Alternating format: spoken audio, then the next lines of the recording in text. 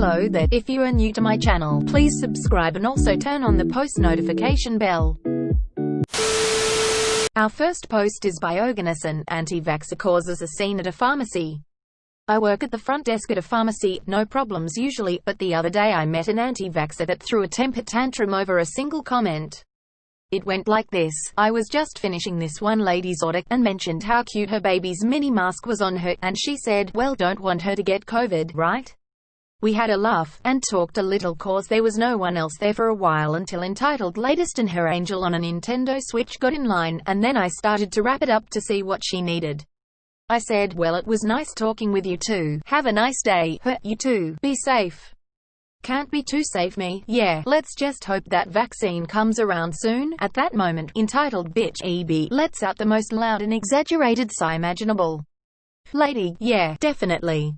Bye. Me, by EB comes up, arms crossed and nose wrinkled, and I give her her prescription. All seemed okay. But then she decided there wasn't enough action. Coincidentally, at the same time the line started to fill up out of nowhere. EB, and by the way, vaccines are harmful. They cause autism, and guess what? They actually put the disease itself in the shots. Me, yes, that's how vaccines work. Looking back, I see that the problem was partially my fault. I should have just let it go, but I wasn't thinking and ended up starting a storm. EB, oh, so now they're not even trying to hide it anymore, cause the secret's out? Me, it was never a secret in the first place. I cut myself off and took a second to close my eyes and move along for the sake of the next costumers. EB, oh yeah, right, now it's not a secret according to them. Coincidentally, around the same time people started finding out about this. Do you know you're endangering children spreading lies like this? Says her. Me, okay, thank you. Have a nice day. EB, oh right, run away cause you can't defend yourself anymore. Tell me to leave because I'm waking everybody up and you don't want people to know the truth. Me, please, can we move on? EB, you admitted it. Vaccines carry the disease in them, so by telling me to get my son vaccinated you're saying my son should get the coronavirus also you can inject autism-causing chemicals into them like fucking psychopaths. Me, vaccines don't cause autism, and vaccines carry the disease because that's how a vaccine works. Do you need me to explain it to you? Please, can we just move along? There is a line forming, and they need stuff too. EB, vaccines do cause autism. Do your research. I know perfectly well how a vaccine works. I don't need a lecture from a heartless moron. She starts walking away, flipping off the security camera, saying have a nice day, dick. Me, yeah, fuck you too. EB, oh real mature, she says at the exit, are attempting to slam the automatic door. I love how she questions my maturity, as if she didn't just start an argument over me having hope for humanity. For those of you wondering, here's why vaccines have the disease in it that it's intended to stop. After your body defeats an infection, memory cells store the DNA information from the cells of the infection so that if the infection comes back, the memory cells will tell the body how to fight the infection properly from the start, so the infection is no longer a threat. By introducing a weaker version of a deadly disease through a vaccine, your body will be prepared on how to defend from it before the actual disease can cause any harm. This is a big simplification, but gives you all you need to know, and all Karen doesn't know. If they think they can do so much research, how do they not know how diseases work? And isn't it also like inactivated viruses in the vaccine?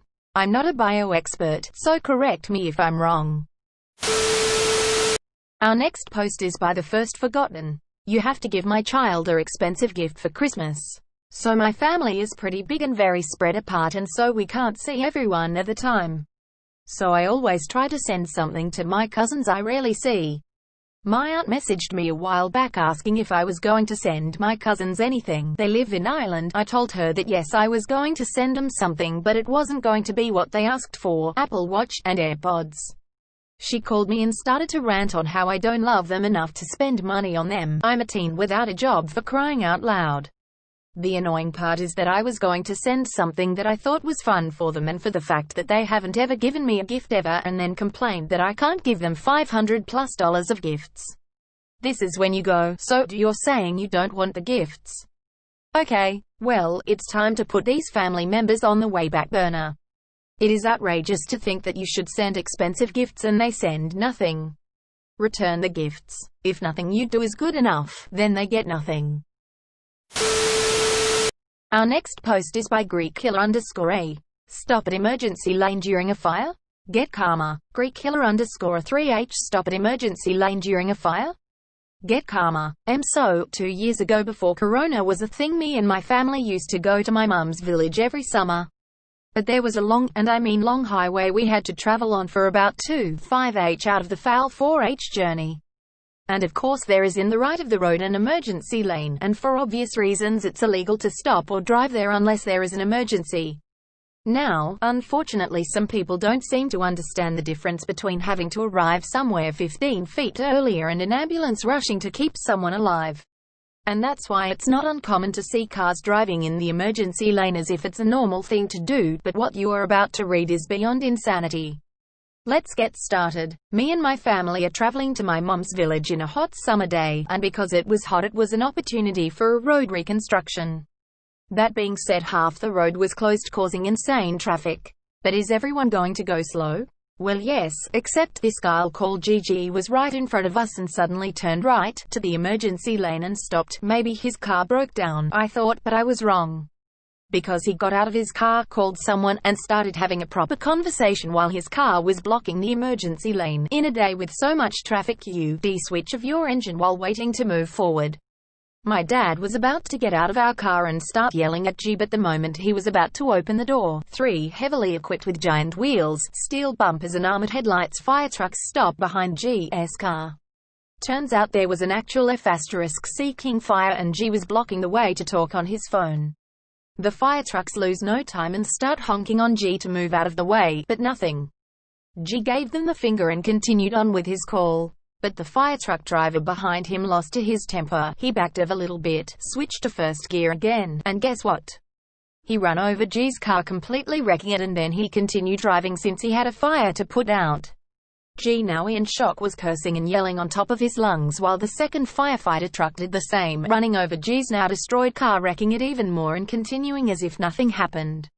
At this point G is silent, in shock, as the third fire truck driver gets out, hooks G's car to his fire truck, pulls it out of the lane clearing the way, and moves on as well.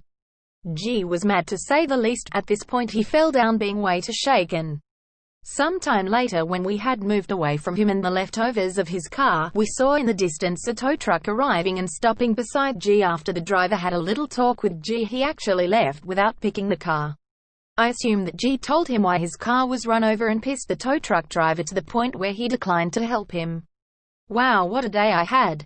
Anyway, thanks for reading. Oh, and by the way, the reason I know for a fact this dude was a dad is because inside the car there was one of these kids' seats. Dear Lord, for a moment, at the end I thought you were going to say there was an actual kid still in the car. Well, he deserved it. Our next post is by REXCALIBURRR. No, I'm not going to stop eating just because your family has its own rules. Hi, it's me again. This time, I don't have a story from being a teacher. This time, I have a wonderful story about just wanting to eat some goddamn noodles in peace. This took place just hours ago at the time of posting. So some context, the COVID situation here is doing alright, so public eateries have reopened with social distancing and limitations to how many people can be together. A new mall opened up in the area and my parents wanted to check it out, so we headed there for dinner. We had plans to eat at some fancy fast food place, but it was way too crowded, so we ended up hitting up the hawker center. For those of you who don't know what hawker centers are, it's like a big area with different stalls that sell different food, with a big sitting space. You can order from as many stalls as you want. We found a seat right next to a noodle shop and my dad gave me money to go order my own dinner. At the table next to us, there was this old guy, probably in his 60s or 70s, and his son. Guy looked to be in his 40s. They were already eating, and I don't really talk to strangers, so I didn't bother them or even really look at them, but they definitely saw me come in with my family. My mom went to the bathroom, and since there wasn't one in the hawker center itself, she had to go further into the mall. I guess she had a hard time finding it since she took a while to come back. My dad stayed at the table so no one else occupied it. Once I got back to the table with my noodles, my dad went off to order something. I just sat down, cleaned my utensils, and stared to eat, and then I realized the old guy was staring at me. I could just tell from the corner of my eye he was looking at me from the moment I started eating, and that was really uncomfortable for me. I look back and suddenly the old guy decides to speak up. "Ugh, girl, aren't you going to wait for your parents to come back?" Me, trying to bite off a huge string of noodles. "What? Ugh, your parents? They haven't gotten their food." Me, "So, I'm a little snappy when strangers talk to me, and even more so when I'm trying to eat. I hate being bothered by random people while I eat. Ugh. It's rude to eat before your parents start eating. Oh lord, this guy's one of those traditional parents who think kids owe their parents everything just because they were born. Damn it. I just want to eat my noodles. And I'm hungry. I don't say anything in response, I just go back to eating. Ugh. Are you listening? Girl, are you listening to me? No, guy. I am not. Ugh. My son knows how to wait until I start eating to eat. You're so rude to your parents. Who are you, the Queen of England? Do people also stop eating when you stop? I'm annoyed, but I keep ignoring him. Ugh. If you were my daughter, I wouldn't let you eat until you learn to respect me. So rude. I can't believe children these days. I'm 21 and thankful to the heavens I am not your child. I feel bad for his son. My mom then swings by to ask how the noodle soup was, and I tell her it was good, so she goes to order. Then my dad comes by with his dinner and starts to eat without saying anything.